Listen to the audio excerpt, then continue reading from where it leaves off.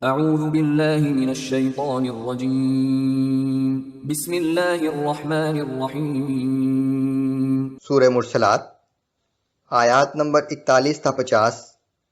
پوری صورت میں قیامت کی ہولناک تصویر سے منکرین کو ڈرایا گیا ہے۔ وہ آخری فیصلے کا دن ہے۔ پچھلی آیات میں منکرین کے انجام کا ذکر تھا۔ ان آیات میں نیک اعمال کرنے والے اہل ایمان کے لیے بشارت کہ وہ ہمیشہ کے لیے جنت کے باغوں میں داخل کر دیے جائیں گے اور وہاں اللہ کی عطا کردہ نعمتوں سے لطف اندوز ہوں گے۔ بسم اللہ الرحمن الرحیم۔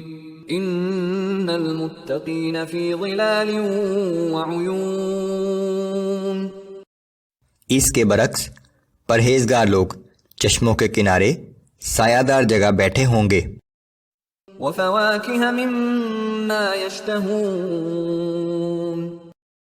اور پھل اور میوے جس کی بھی وہ خواہش کریں گے ان کے لیے موجود ہوں گے۔ کلوا واشربوا ہنیئا بما کنتم تعملون۔ ان سے کہا جائے گا کہ خوب کھاؤ اور پیو مزے سے اپنے ان اعمال کے صلے میں جو تم کرتے رہے ہو۔ انا کذالک نجزی المحسنین۔ بے شک ہم نیک سیرت لوگوں کو ایسا ہی صلہ دیتے ہیں۔ ویل یومئذ للمکذبین۔ اس دن جھٹلانے والوں کے لیے بڑی تباہی ہے۔ کلوا وتمتعوا قلیلا انکم مجرمون۔ اے منکرین حق، تم دنیا کی چند روزہ زندگی میں جو کچھ کھانا ہے کھا لو اور اس زندگی سے جو فائدہ اٹھانا ہے اٹھا لو، یقیناً آخرت میں تم لوگ مجرم ہی قرار دیے جاؤ گے۔ ویل یومئذ للمکذبین۔